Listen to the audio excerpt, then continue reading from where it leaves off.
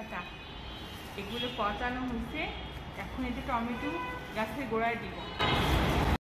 আসসালামু আলাইকুম। চলুন আপনাদের দেখাবো আমার টমেটো গাছগুলো আগের চেয়ে অনেক বড় হয়ে গেছে। আমার অনেক ভালো লাগে গাছ লাগাতে। এটা 20 টাকার বীজ থেকে এই চারা আমি কারণ বাজার থেকে একটা 20 টাকার টমেটোর বীজের প্যাকেট কিনে এনেছিলাম এবং এই ট্রে ফুল মাটি দিয়ে এখানে আমি বীজ বপন করি এবং আমার টমেটো গাছগুলো দেখছেন বড় হয়ে গেছে। এখন এর জন্য সার দরকার। সার ছাড়া নিশ্চয়ই টমেটো ধরবে না। তো আমি এখানে বাসায় বসে সার বানিয়েছি। সবজি কেটে পলিথিনের মধ্যে 4-5 দিন মতো রেখে দিয়েছিলাম। সবজিগুলো পচে গেছে, পচা কাটা সবজি, সেগুলো আমি গাছের গোড়াগুলো দিয়ে দিচ্ছি এবং সামান্য মাটি এর সাথে মিক্সড করে নিচ্ছি। জৈব সার গোবর লাগে, গোবর তো আমাদের কাছে নাই, তো আমি সবজি থেকে এটা একটা সার তৈরি হয়ে গেছে দিয়ে দিলাম। গোড়াগুলো ভালো করে মাটি দিয়ে চেপে চেপে দিলাম। আর সবজি কাটাগুলো দেখতে পাচ্ছেন পচে গেছে, গোড়ায় দিয়ে দিয়ে মাটি চাপা দিয়ে দিছি।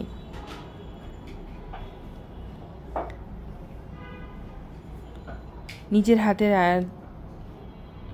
লাগানো গাছ সবসময় অনেক যত্নের এবং খুব আনন্দের হয়। তো আমারও সেই রকম ভালো লাগছে। আমি অন্য একটা টব থেকে মাটি নিয়ে দিয়ে দিলাম। এই টবের এই ট্রের মধ্যে কাঁচা মরিচের 2টা গাছ হয়েছে এবং একটি মিষ্টি কুমড়া গাছ। জানি না হবে কিনা, আল্লাহ বলতে পারবে, কিন্তু আমি তো চেষ্টা চালিয়ে যাচ্ছি। গাছ লাগানোটা আমার একটা শখের। আমার গাছ লাগাতে খুব ভালো লাগে।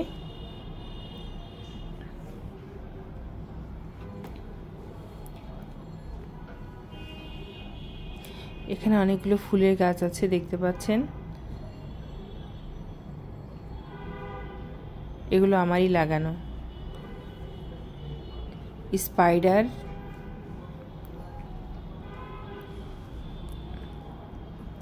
স্পাইডার গাছটা আগের পাতাগুলো সব মরে গেছে, নতুন করে পাতা গজিয়েছে।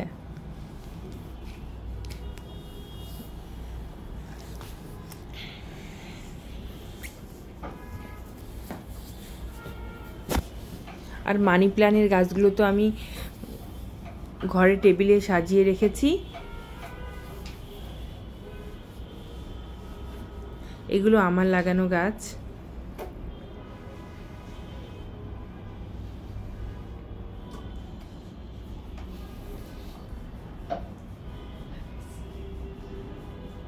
খুব ভালো লাগে আমার গাছ লাগাতে। আমার বাসার সামনেই এই যে ফ্লাইওভার দেখা যাচ্ছে, গাড়ি যাচ্ছে দেখতে পাচ্ছেন, খুব সুন্দর। আমি আমার গাছগুলো দেখে বিমোহিত হয়ে যাচ্ছি। এখানে রোদ আসে ভালো, তাই আমি এখানে রেখে দিয়েছি। রোদ বেশি না পেলে গাছটা হবে না, যে কারণে এই সিঁড়ির উপরে রাখা। এটা বাহিরে ঝুলন্ত সিঁড়ি, এই সিঁড়ি দিয়ে কেউ আসা যাওয়া করে না, সে কারণেই আমি এই গাছটা রেখেছিলাম। এই যে স্পাইডার, এটা গোড়া থেকে নতুন করে পাতা গজাচ্ছে। আর আমার ট্রে ভরে মাটি দেওয়া শেষ, নতুন করে মাটি দিলাম।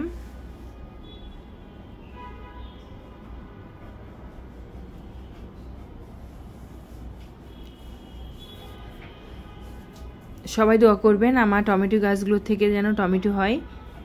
আপনাদের দোয়ায় যেন আমার গাছগুলো হয়ে যায়, আর আল্লাহর ইচ্ছা।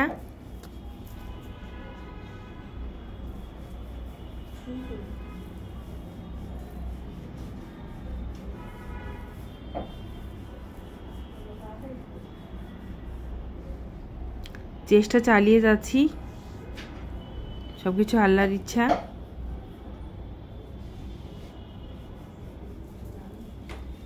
তবে একজন বলেছে আমার গাছটা নাকি হবে না, গাছে টমেটো ধরবে না। দেখা যাক কি হয়, আল্লাহ চাইলে ধরতেও পারে, এটা তো মানুষের হাতে না। প্রতীক্ষায় রইলাম সৃষ্টিকর্তার, আসলে গাছে ফল দেয় কি না। সবজি লাগাতে গেলে তো অবশ্যই সার দিতে হয়, এখানে ওইরকম সার পাওয়া যাচ্ছে না। তো সবজি থেকে নাকি অনেক ভালো সার পাওয়া যায়, সবজি কাটা, ওগুলো দিয়ে শুরু করলাম।